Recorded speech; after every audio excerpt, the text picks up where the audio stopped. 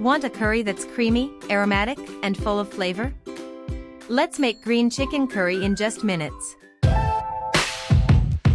500 g chicken pieces, 2 tablespoons green curry paste, 1 cup coconut milk, 1 cup chicken stock, 2 tablespoons oil, 1 onion, sliced, 1 tablespoon fish sauce, 1 teaspoon sugar, 2 kaffir lime leaves, 1 cup mixed veggies, bell pepper, zucchini, or peas, fresh basil and green chilies for garnish.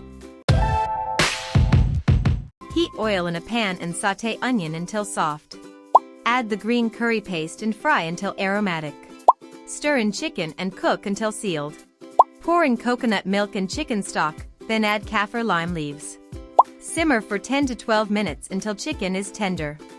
Add veggies, fish sauce, and sugar, then cook for another 3 minutes. Finish with fresh basil and sliced green chilies. And there you have it, delicious, creamy green chicken curry ready to enjoy with steamed rice.